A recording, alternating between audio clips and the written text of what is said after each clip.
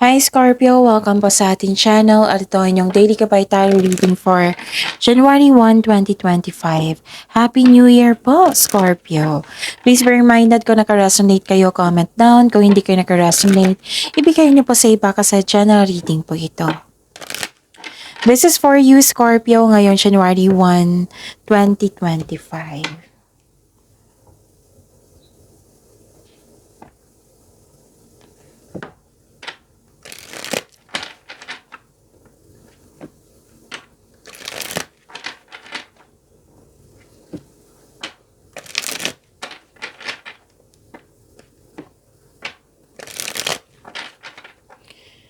Para po ito sa inyo, Scorpio, ngayong January 1, 2025. Maraming salamat po sa inyong patuloy na suporta at maraming salamat din po sa mga hindi nag-skip ng ads. Gamitin ang reading na ito bilang gabay lamang sa mga hindi pa nag-subscribe. Subscribe na po kayo at click bell notification para malaman nyo na may bago tayong video. Para sa mga gusto magpa-reading po, may lumabas dyan sa screen nyo ngayon. Panoorin nyo po at sundin ang instruction.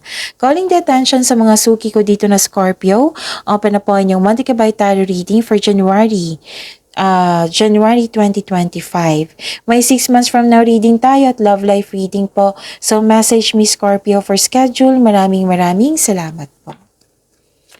Spirits Guide, mga ganap po para kay Scorpio ngayong January 1, 2025. I need 3 cards po. January 1, 2025. Scorpio.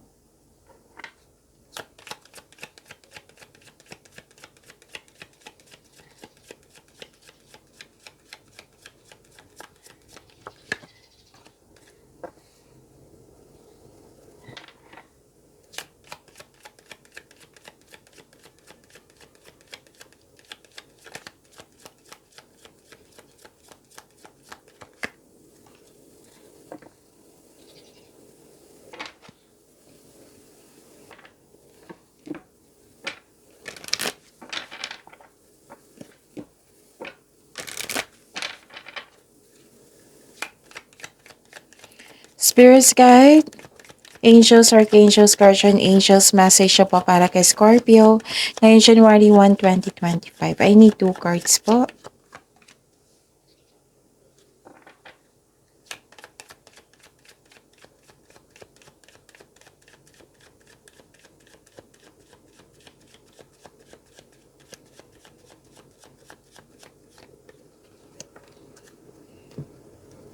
Okay. Scorpio, ngayong January 2025. Nakita ko dito nagbakasyon kayo sa bahay, may bala kayong magbakasyon sa bahay. Pwede din home base yung trabaho nyo po. And gustong-gusto nyo magstay sa bahay kasi you felt relaxed, calm, security pag nasa bahay kayo. May nag-uusap din dito regarding sa property. Okay? May nag-uusap regarding sa property. And this is prosperity. Ang ganda. This is prosperity po. And may marireceive kayong good news. This is change for the better. Pwede din may buntis, may parating na baby, may nanganak, may kasal, ganon. May change for the better po ha. May good news kayong matatanggap. And pwede din paglilipat ito sa malayong lugar. Pwedeng hindi kailangan na lumipat, kundi movement to. Bibigyan mo ng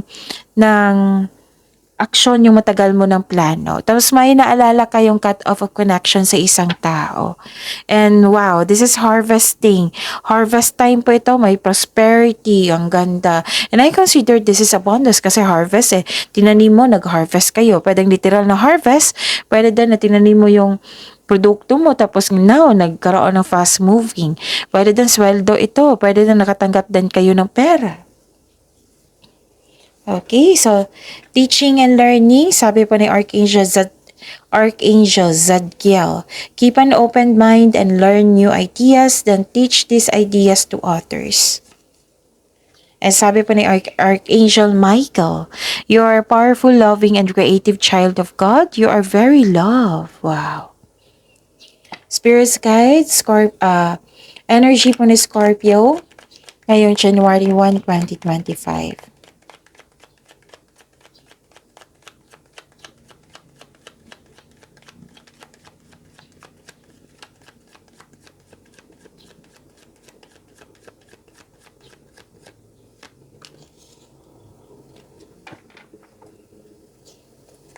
And the clarification of this card po.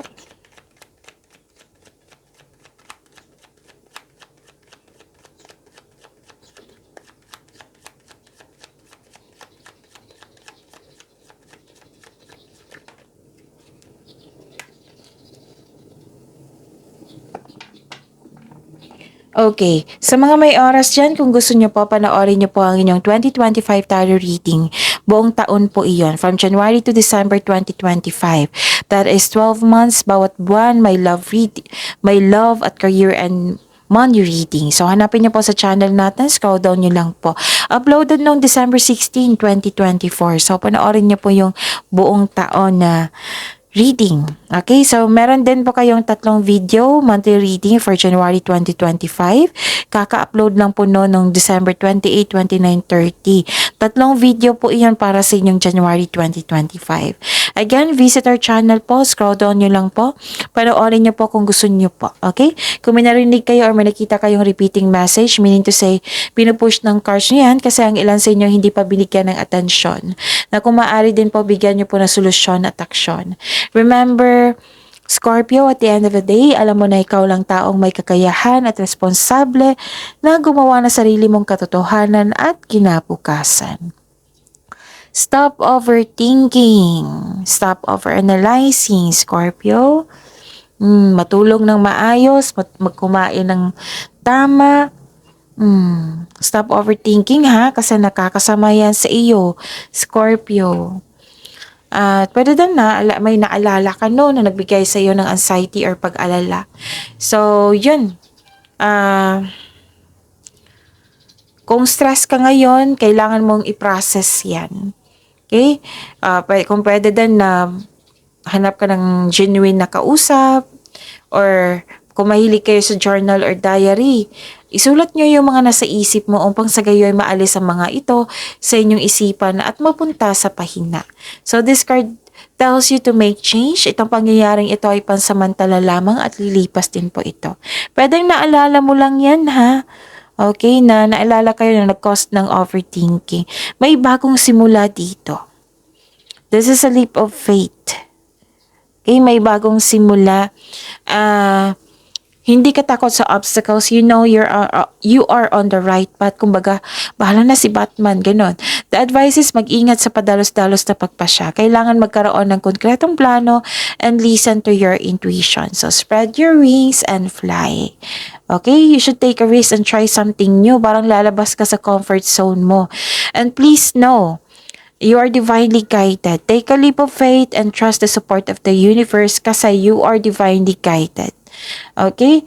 Magkakaroon ng personal growth and spiritual evolution. Spirits Guide, Career and Money po ni Scorpio ngayong January 1, 2025.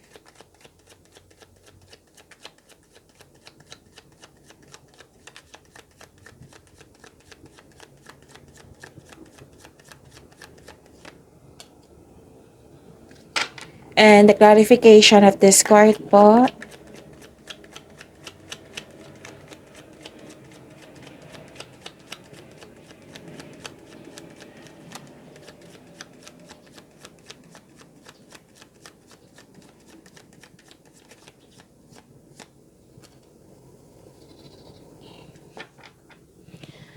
Okay.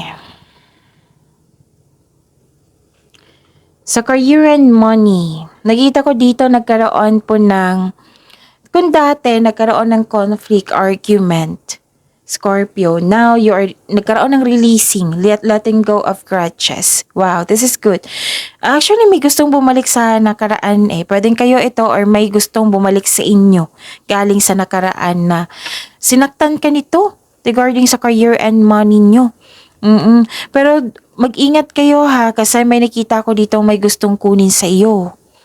O may taong ayaw mag-give up. So this card tells you to release old grudges in order to move forward. May pagpatawad na mangyayari, yes. Even if you do not speak directly to this person, you can set yourself free by forgiving someone in your own mind and heart. You do this. Okay, what I meant is, do this. Okay? Do this para sa inyong sarili.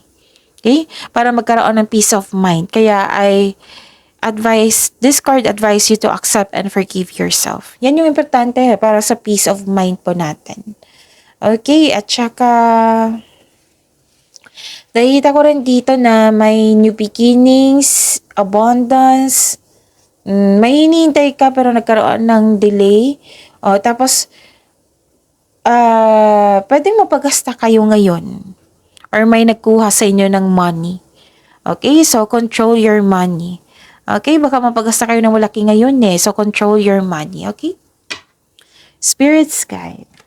Love life, self-love, partnership, and romance ni Scorpio ngayon January 1, 2025.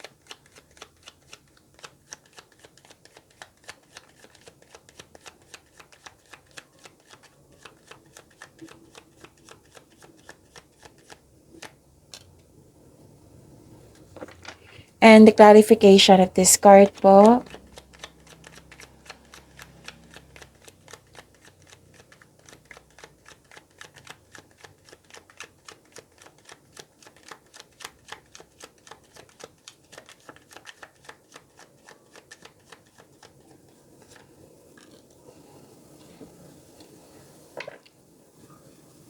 Maraming salamat po sa patuloy na tiwala at suporta sa ating channel.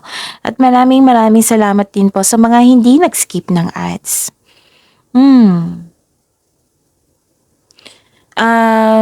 May concern kayo sa isang taong arogante, mayapang. Pwede din may concern kayo sa bossy na tao na lahat ng gusto niya makuha. Yan yung concern nyo. Tapos, yun, dalawang card kasi nagsabi dito, Scorpio, baka mapagasta kayo ng malaki ngayon. So, control it. And this card also tells you na huwag masyadong gastahin kung ano man ang mga biyayang natanggap. Kung i-consider mo ang mga biyayang natanggap, celebrate it by expressing gratitude and generosity. Okay? So, yun. Ano pa? Nakita ko lang dito na nagkaroon po ng unfair treatment, disbalance, false accusation, may taong hindi totoo sa iyo, irresponsible. Yan yung concern mo. Mag-ingat kayo sa taong may mali at masamang paratang sa iyo. Pwedeng nangyari na ito na naisip nyo ngayon. Kasi nakita ko dito mahabang oras mo So it might be nag-iisip kayo ngayon tungkol sa isang tao na nasaktan ka. Pwede din na this card advise you, okay? This card advise you to find your voice and stay strong to your values. Basta panatilihin mo maging totoo. With the right values, rewards comes. Okay? At saka, ano pa? Nakita ko rin dito na nagkaroon po ng para sa mga single, you should take a chance on love. Huwag kayong matakot ma-in love ulit. Yes, naintindihan ko kasi may tao talagang ganyan na takot ma-in love ulit. Kasi hindi naman ibig sabihin na lahat ng tao na nanakit sa'yo parehas. What I meant is, yung darating na bagong tao is sasaktan ka na parehas sa nakaraan. So, yun. You should take a chance on love. Huwag kayong matakot ma-in love ulit. Kasi, learnings din yan And, you deserve to be loved. You deserve to be happy, Scorpio. For in relationship, sa buhay mag-asawa, mukhang may tampuhan kayo the other day, the other week, last month. So, mag-uusap kayo ngayon. Magkaroon ng pagpatawad. The advice is leave the past behind. It's never too late to begin again. Okay, ano pa? Kasi, yun nga, dalawang card kasi nagsabi dito na may tampuhan. So, kailangan ng communication is the key. Communication is the key. And most of you, may naalala talaga sa nakaraan na nagkaroon kayo ng cut off of connection, na hindi niya nang inisip na kung gano'n ka nasaktan nang dahil sa kanyang mga sinasabi or ginagawa, gano'n. So, iwasan nyo sana kasi bagong taon ngayon. Okay? Ang i-focus nyo, yung makontrol nyo. Huwag kayong mag-focus sa hindi nyo makontrol. Tapos, dun kayo mag-focus sa blessings na binigay sa inyo na pagyamanin nyo. Okay? Do it for yourself po. Para dito sa kabutihan. Para sa kabutihan at kaunlaran. Okay? So, yun. Kung kailangan mo ng kausap, then do it. Piliin nyo lang po yung genuine na tao na marunong makinig. Kasi minsan,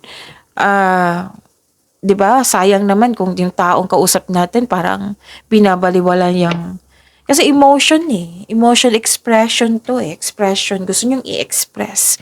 Mahirap kausap yung parang binabaliwala lang niya lang, na hindi siya yung eye to eye na pag-uusap talaga. Oo, minsan nagkakainis yan. Yung may kausap ko tapos palakad-lakad siya doon. Tapos, ganun. Di ba? So, lahat naman siguro mainis niyan eh. So, pero depende na yan sa pag-unawa. Baka may busy din yung tao. Okay, so, select a person na, piliin mo yung tao na marunong makinig.